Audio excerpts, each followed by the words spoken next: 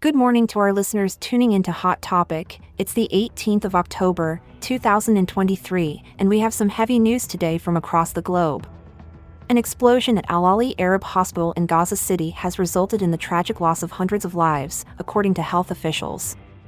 The Palestinian officials blame this blast on an Israeli airstrike, but the Israeli military refutes this, pointing to a failed rocket launch by the Palestinian Islamic Jihad. As this conflict escalates, the humanitarian crisis in the region deepens, and an international summit to resolve the issue has been cancelled. Despite this, President Biden is traveling to Tel Aviv to reaffirm the U.S. commitment to Israel's security. Key images from the scene at Al-Ahli Arab Hospital reveal utter chaos, with casualties and debris scattered all around. The hospital, supported by the Anglican Church and independent of political affiliations, was providing shelter to displaced people when it was struck. Witnesses and medical professionals on the scene echo each other, describing the event as a massacre. The health ministry in Gaza reports 500 fatalities with fears that more are trapped under the rubble. Meanwhile, anger boils over in the West Bank, with widespread protests and clashes with security forces.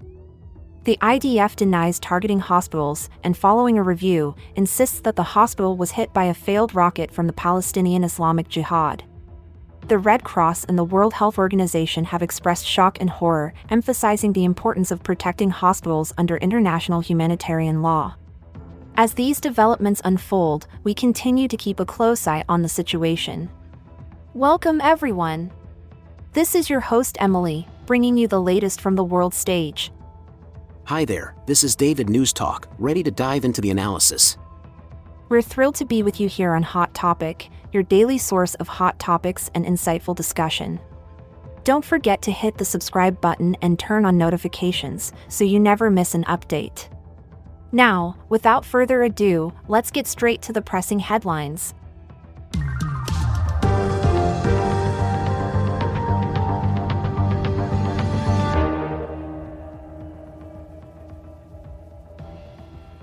Moving straight into the details, what was the immediate reaction to this horrific hospital explosion? The immediate reaction was one of shock and devastation. The scene was described as total chaos, with scores of casualties and the area littered with wreckage. Health officials reported hundreds of deaths, and even more feared trapped under the rubble. And what is the situation on the ground with regards to the ongoing conflict? The hospital blast has unfortunately escalated the ongoing conflict between Israel and Palestine. The Israeli military is continuing to bombard Gaza in response to an attack by Hamas, which resulted in the deaths of 1,300 people. This seems to have had an impact on international efforts, hasn't it? Indeed, it has caused Jordan to cancel a planned summit between U.S. President Joe Biden, King Abdullah, and the Palestinian and Egyptian leaders. However, President Biden is still traveling to Tel Aviv to show solidarity with Israel and reaffirm the U.S. commitment to its security. And what about the hospital itself? Who is funding and running it? The Al-Ahli Arab hospital is fully funded by the Anglican Church and is independent of any political factions in Gaza. The church confirmed the hospital had been hit and expressed shock at the number of casualties. Given the scale and impact of this event, what's your take on this developing situation? It's a truly heartbreaking scenario. There's a desperate need for a resolution to this conflict and for measures to protect vulnerable civilians and medical facilities. The mounting casualties are a chilling indicator of how much is at stake. Can you elaborate on the conditions at the hospital prior to this tragic incident? Absolutely, the hospital was providing shelter for 6,000 displaced people last week. After an Israeli airstrike hit the hospital on Saturday resulting in injuries, around 5,000 people left, leaving around 1,000, primarily those who needed transportation assistance. What about at the time of the explosion? At that time, approximately 600 patients and staff were inside the hospital. It's believed that most of those killed had been outside in the courtyard. What is the reaction from the international community? The International Committee of the Red Cross expressed shock and horror. There is widespread condemnation of the attack, with many calling it an atrocious crime. What is the official response from the Israel Defense Forces? The IDF maintained that they do not target hospitals and urged caution about unverified claims. Later, they declared that the hospital had been hit as a result of a failed rocket launch by the Palestinian Islamic Jihad, which the group has denied. And how has this incident affected the local population? The incident has sparked outrage. There have been clashes between protesters and security forces in the West Bank. The health ministry in Gaza reported 500 deaths, and hundreds more are feared trapped under the rubble. Given all this, what's your perspective on the rapidly unfolding situation? This is a devastating humanitarian crisis that urgently requires international intervention. The suffering of the civilian population is a stark reminder of the urgent need for peace and stability. Given the tragic events, what is the international community saying about the safety of hospitals in conflict zones? The International Committee of the Red Cross has stressed that under international humanitarian law, hospitals must be protected.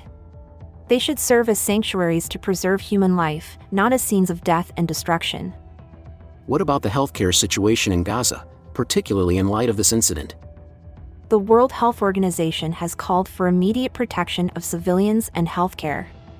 They've also urged the Israeli military to reverse its evacuation orders to 20 hospitals in northern Gaza, as they're expecting a major ground offensive. So, evacuation seems unfeasible given the conditions? That's correct. The WHO pointed out that the evacuation orders are impossible to carry out due to the ongoing insecurity, the critical condition of many patients, and a lack of resources, including ambulances, staff, and alternative shelter for those displaced. Given these challenging circumstances, what do you believe needs to be the immediate focus of the international community? There needs to be an urgent push for a ceasefire to allow humanitarian aid and support to reach those on the ground.